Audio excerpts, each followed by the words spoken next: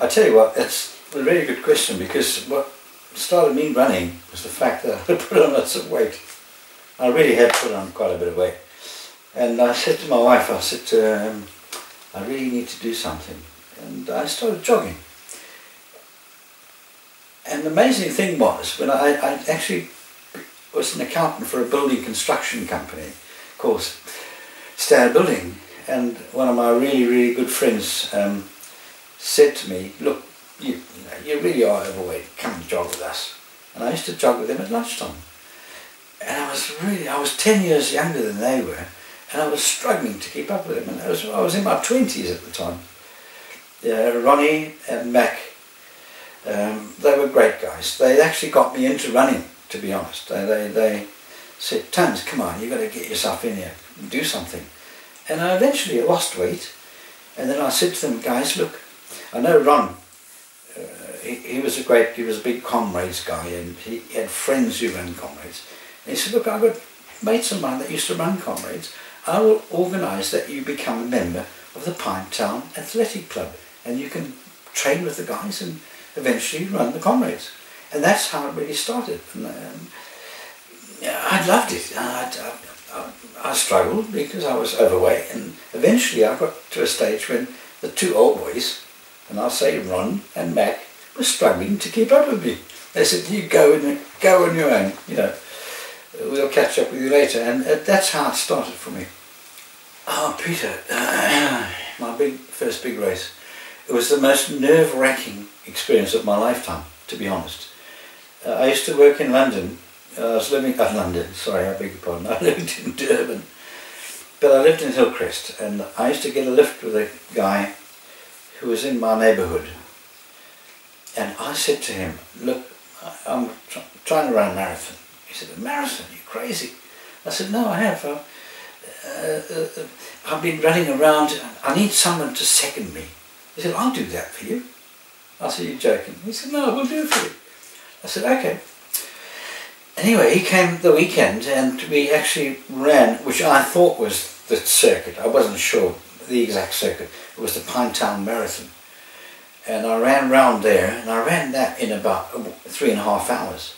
And he said, that's fantastic. Yeah, that's brilliant. I can't believe you've done that in such a short space of time.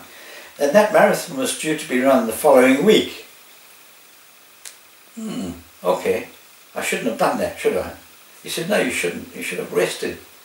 But as it happened, the next week came along, and I was there, my Pinetown colours, the first time I'd ever run a road race in my life, at the start, and off we went, and I felt pretty good, and not bad, and I actually ran the marathon in 3 hours and 13 minutes, which by all standards is pretty fair, because it was a really tough course, uphill and downhill.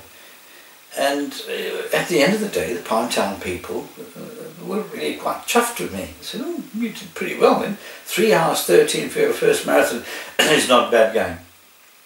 And that's the way it ended in my first win. I had many, but I'm trying to think of which one it was. I tell you what, pardon me, I had the most wonderful father-in-law. We lived in Eshawi, which was in northern Natal in Zululand, and he was a great golfer himself and a good bowls player, and he and I were really almost like father and son.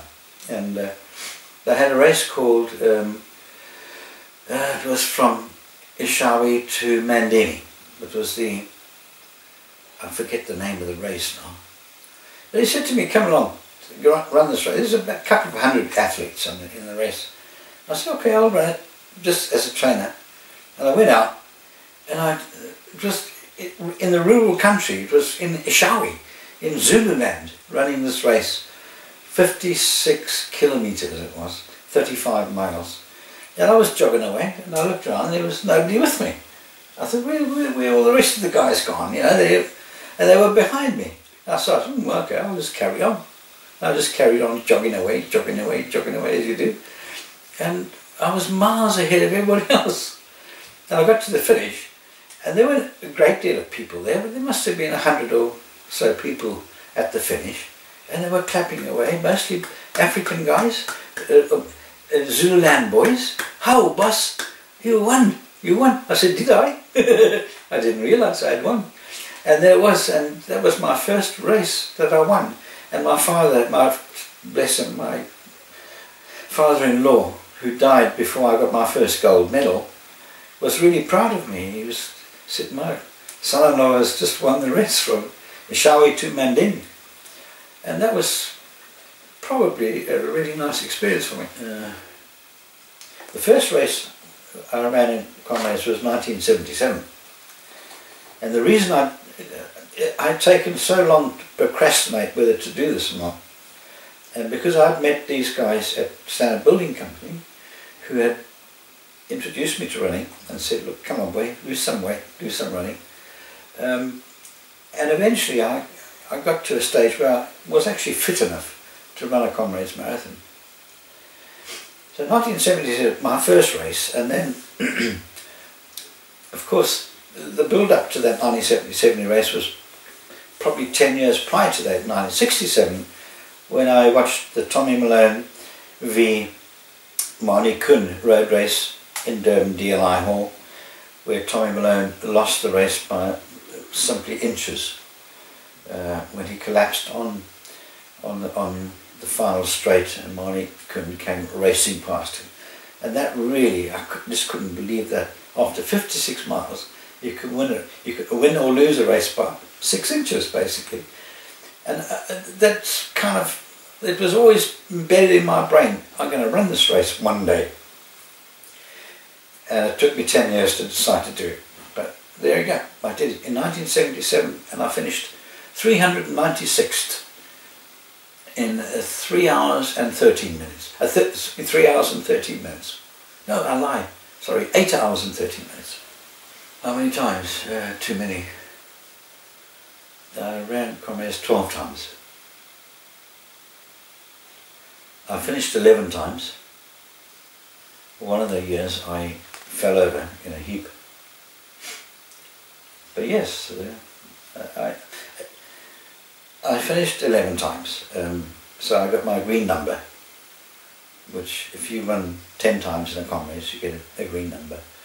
And my number is 1676. So if anybody wants to buy it off me, it's for sale at around about 25,000 quid.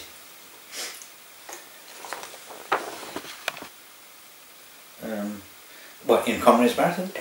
Third. The year I finished third was 1981.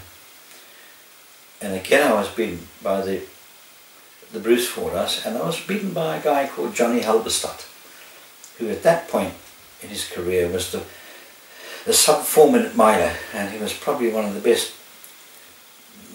marathon runners in the country at the time. He ran a sub-2:08 marathon, and that was back in 1981, so it was a pretty good time. Johnny was a great guy. He was a bit eccentric. He was as thin as a matchstick, really. He didn't eat anything. He was one of those guys that was just fanatical about his running. But he was a great athlete. And Bruce Fordyce won the race. I can't remember the exact time. I think it was around about 5 hours and 50 odd minutes, or just below that. And I was a few minutes behind him, but it was one of the highlights for me because although I didn't win the race, I was far enough behind the leaders to have a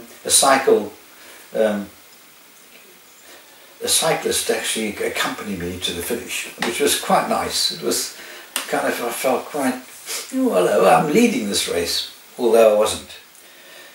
So that was a highlight, one of the highlights of my Comrades memories.